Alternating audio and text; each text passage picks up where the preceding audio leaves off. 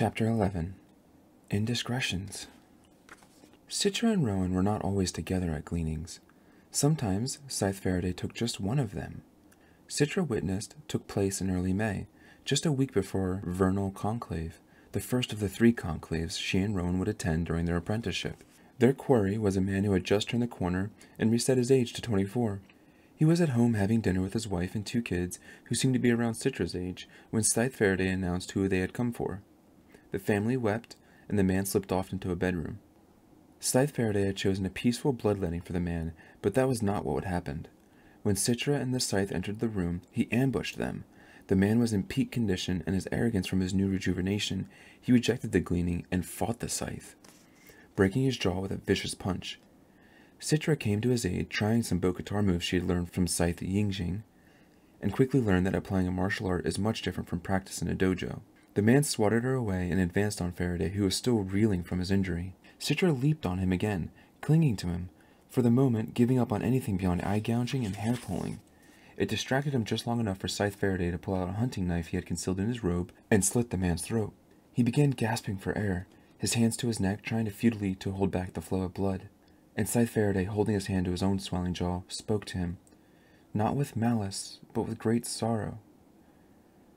"Do you understand the consequences of what you have done?" The man could not answer. He fell to the ground quivering, gasping. Citra thought death from such a wound would be instantaneous, but apparently not. She had never seen so much blood. "Stay here," the Scythe told her. "Look upon him kindly, and be the last thing he sees." Then he left the room. Citra knew what he was going to do. The law was very clear as to the consequences of running from or resisting one's gleaning. She couldn't close her eyes, because she was instructed not to, but if there was a way, she wished she could have closed her ears, because she knew what was about to happen, and what she was about to hear from the living room. It began with pleas from the women begging for their lives of her children, and the children sobbing in despair. "Do not beg," Citra heard the Scythe say sharply. "Show these children more courage than your husband did." Citra kept her gaze fixed on the dying man's until his eyes finally emptied life. Then she went to join Scythe Faraday, steeling herself for what was to come. The 2 children were on their sofa, their sobs having degraded into tearful whimpers. The woman was on her knees, whispering to them, comforting them. "Are you quite done?" the Scythe said impatiently. At last the woman rose. Her eyes were tearful, but they no longer seemed pleading. "Do what you have to do," she said. "Good," said the Scythe. "I applaud your fortitude. Now, as it happens, your husband did not resist his gleaning." Then he touched his swelling face. "However, my apprentice and I had an altercation resulting in these wounds." The woman just stared at him, her jaw slightly unhinged. So was Citra's. The Scythe turned to Citra and glared at her. "My apprentice shall be severely disciplined for fighting with me." Then he turned back to the woman. "Please kneel." The woman fell to her knees, not so much a kneel as a collapse. Scythe Faraday held out his ring to her. "As is customary, you and your children shall receive immunity for gleaning for 1 year henceforth. Each of you, please kiss my ring." The woman kissed it again and again and again. The Scythe said little after they left. They rode a bus because whenever possible the Scythe avoided the use of a public car. He saw it as an extravagance. When they got off at their stop, Citra dared to speak. "Shall I be disciplined for breaking your jaw?" Citra knew it would be healed by morning, but the healing nanites were not spontaneous. He still looked pretty awful. "You will speak to no one of this," he told sternly. "You will not even comment it on in your journal. Is that clear? The man's indiscretion shall never be known." "Yes, Your Honor." She wanted to tell him how much she admired him for what he had done. Choosing compassion over obligation, there was a lesson to be learned in every gleaning, and today's was one she would not soon forget. The sanctity of the law, and the wisdom to know when it must be broken. Citra, try as she might to be a stellar apprentice, was not immune to indiscretion herself. One of Citra's nightly chores was to bring Scythe Faraday a glass of warm milk before bed. "As in my childhood, warm milk smooths the edges of the day," the Scythe had told her. "I have, however, dispensed with the cookie that once came with it." The thought of Scythe Faraday having milk and cookies before bed bordered on absurd to Citra, but she supposed even an agent of death would have guilty pleasures. Quite often, however, when a gleaning had been difficult, he would fall asleep before she came into his room at the appointed time with the milk. In those cases, she would drink it herself or give it to Rowan, because Scythe Faraday made it clear that nothing in this household was ever wasted. On the night of that awful gleaning, She lingered in his room a bit longer. "Scythe Faraday," she said gently, then said it again, no response. Then said it again, no response. She could tell by his breathing he was out. There was an object on the nightstand. In fact, it was there every night. His ring. It caught the oblique light spilling in from the hallway. Even in the dim room it glittered. She downed the glass of milk and set it on the nightstand, so that in the morning the Scythe would see that she had brought it and that it hadn't been wasted. Then she knelt there, her eyes fixed on the ring. She wondered why he never slept with it, but felt like asking would be some sort of intrusion. When she received hers, if she received hers, would it retain the solemn mystery that it had held for her now, or would it become ordinary to her? Would she come to take it for granted? She reached forward, then drew her hand back, then reached forward again and gently took the ring. She turned it in her fingers so that it caught the light. The stone was big, about the size of an acorn. It was said to be a diamond, but there was a darkness in its core that made it different from a simple diamond ring. There was something in the core of that ring, but no one knew what it was. She wondered if even the Scythes themselves knew. The center wasn't exactly black. It was a deep discoloration that looked different depending on the light, the way a person's eyes sometimes do.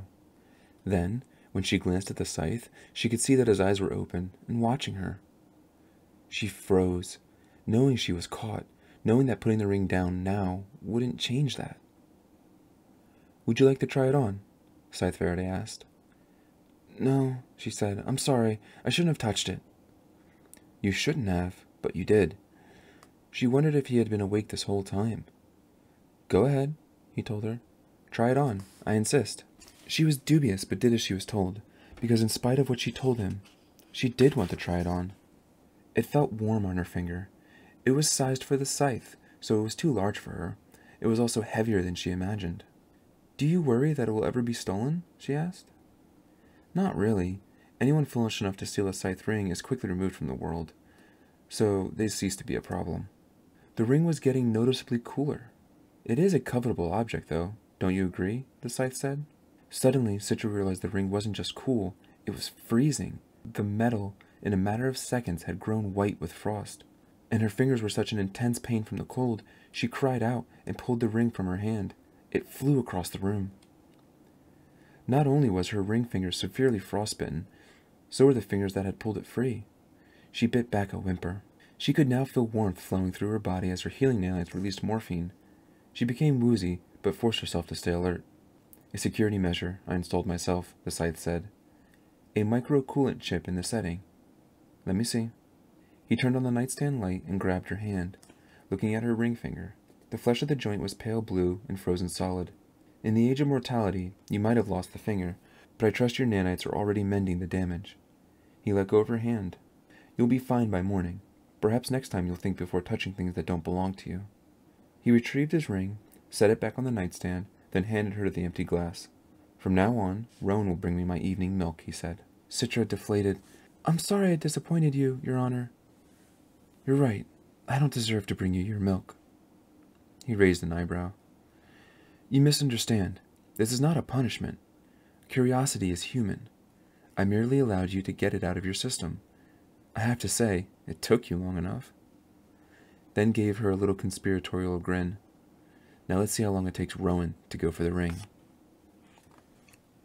Journal entry. Sometimes, when the weight of my job becomes overwhelming, I begin to lament all the things lost when we conquered death. I think about religion and how once we became our own saviors, our own gods, most faith became irrelevant. What must it have been like to believe in something greater than oneself, to accept imperfection and look to a rising vision of all we could never be? It must have been comforting. It must have been frightening. It must have lifted people from the mundane, but also justified all sorts of evil. I often wonder if the bright benefit of belief outweighed the darkness its abuse could bring.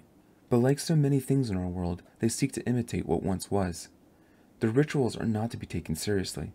They exist merely to make the passing of time feel meaningful and profound. Lately, I've been preoccupied with a tone cult in my neighborhood. I went into their gathering place the other day. I was there to glean one of the cult's congregates, a man who had not yet turned his first corner. They were intoning what they called the resonant frequency of the universe.